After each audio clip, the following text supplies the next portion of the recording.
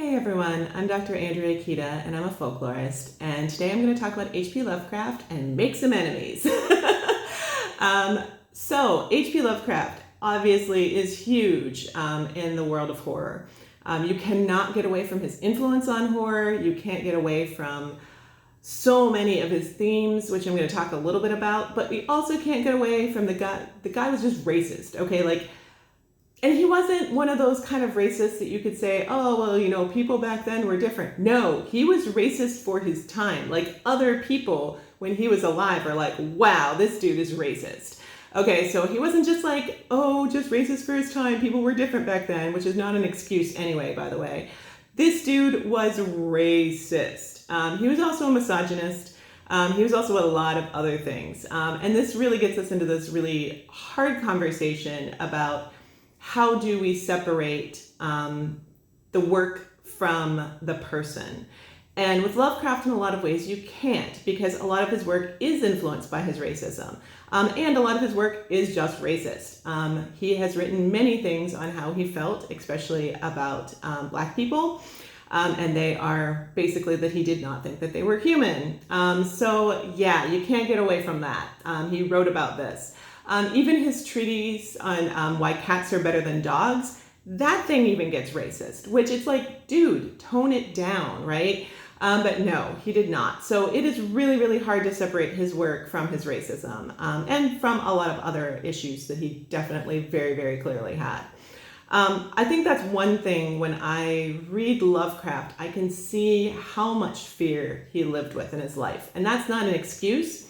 But it does kind of remind me that a lot of people who are really participating in white supremacy are people who live with fear, and they are very fearful people. So, not to excuse Lovecraft, because there's really no excuse for this level of just blatant racism. Let me give you an example. In one letter that he wrote to several people, actually, he actually talking about Hitler. This is a direct quote. "I know he's a clown, but God, I like the boy." Yeah, he complimented Hitler. Yeah.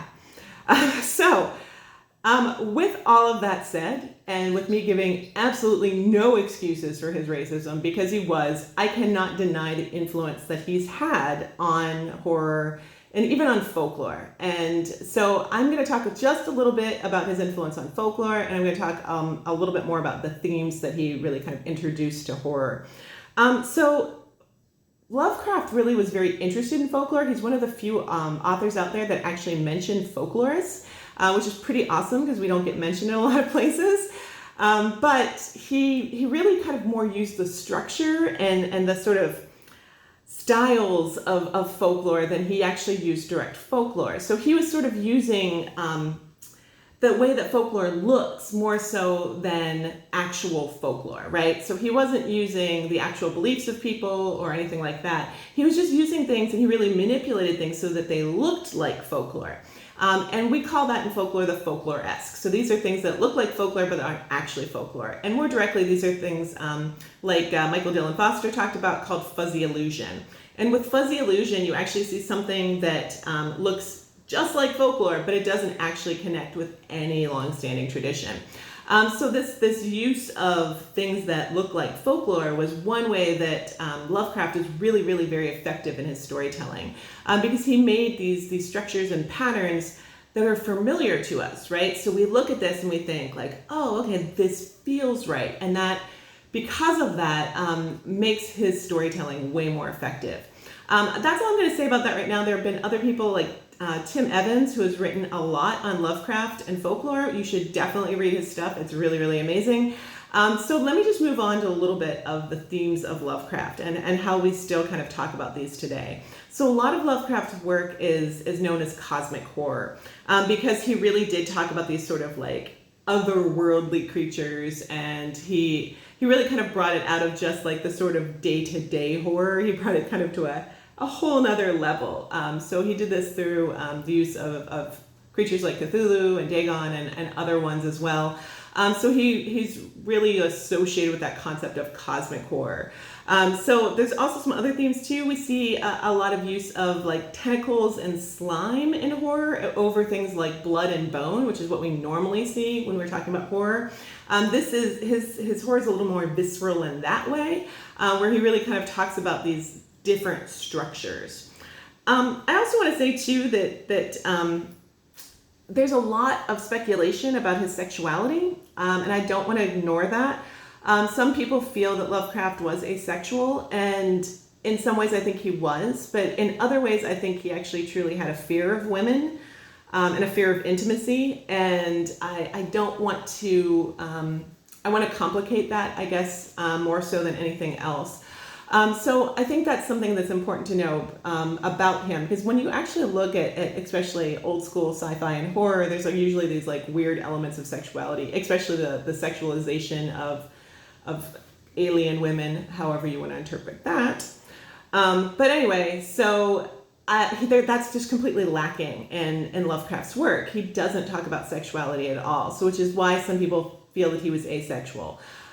He was married at one point in his life, not that that means anything specifically, but I do think that based off of other things that I've read about him, perhaps he was asexual, but he definitely seemed to have a fear of sexuality as well. So I don't want to understate that, because I think that's important to his work, but I also, I don't want to pan him in as one thing or another, right? I think it's a complicated issue, as sexuality often is. So he really talks about that human insignificance in a lot of his work too. So this idea that we are a tiny little thing in this universe that doesn't really matter, and our hopes and dreams and fears just really don't matter in the sort of larger cosmic scale. So that's in a lot of his work as well. We also see these really detached heroes, and they're always heroes because he was a misogynist. They tend to be like socially detached. They're kind of recluses. A lot of times they're academics too, which I think that really says a lot about what people think about academics. So we see a lot of these sort of reclusive, detached individuals as his main heroes in a lot of these stories. There's also this idea of mystery in a lot of Lovecraft stories, so that you cannot possibly know everything. To know everything would be to drive you insane. So we hear a lot of mysterious circumstances, a lot of unanswered questions. That's a large part of Lovecraft's worlds. As I mentioned too, to know everything would to drive you insane. Insanity is also a large part of Lovecraft's mythos, if you want to use that term. So we see that throughout a lot of his stories, where once someone does know more, they are driven insane by that knowledge. So it's a really complicated thing that human beings, if they understood everything that was happening in the universe, they would be driven insane by that knowledge. And we also kind of see a sort of hopelessness, honestly, in Lovecraft's work, and in part because of all the things I've mentioned previously, that whole idea that humans are just a very small part of the universe and they don't really matter.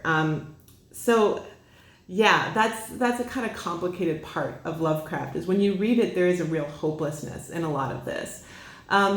And it's interesting because of that. And I will say that in spite of everything I've said, and I think this is true of a lot of people, I was very influenced by Lovecraft. I loved reading it. I was a fan for sure. And I could see his influence in a lot of horror and a lot of other things that I watch.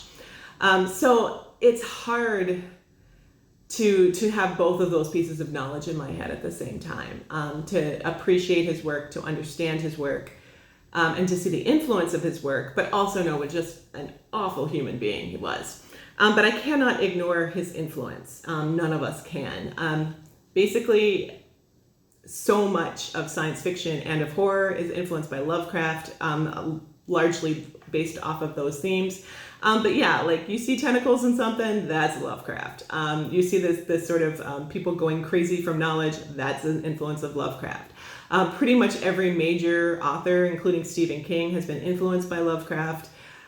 Most directors point to Lovecraftian themes in their work, or say that they were influenced by his writings. So it's so permeated in our culture, especially our culture of horror. And in part, this was because Lovecraft, to the people he chose to mentor, which were, of course, all white guys, he was a very good mentor, and he actually really encouraged what we would now call fan fiction. So he actually told people, like, yes, write about my universe, like, yeah, like, write about Cthulhu, write about all these things that I've written about. So he actually really encouraged people to participate in that, and he often gave feedback to the people who reached out to him, you know, the people that he thought were people. Anyway, sorry, I go back and forth on this because love his work, but wow, terrible human being. So we can't ignore that part of it as well. He was a good mentor to the people he chose to mentor. So that's also another reason why he's been so influential. I think overall, when I look at Lovecraft's life, as I mentioned before, I think he was a man that was very fearful. If you look at his background and his history, there are certainly a lot of things there that indicate that he had a lot of fear of women and of mental illness and of especially outsiders. He was absolutely terrified of outsiders, which is where a lot of his work comes from. So I think that while I don't think that is an excuse at all, I think that's important for understanding him and for understanding white supremacy in general, is that it often does come from a place of fear.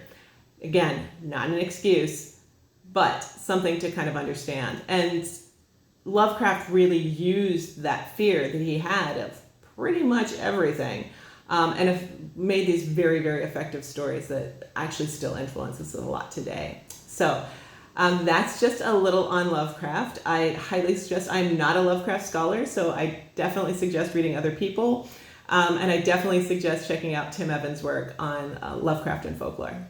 Thanks a lot for listening. Bye.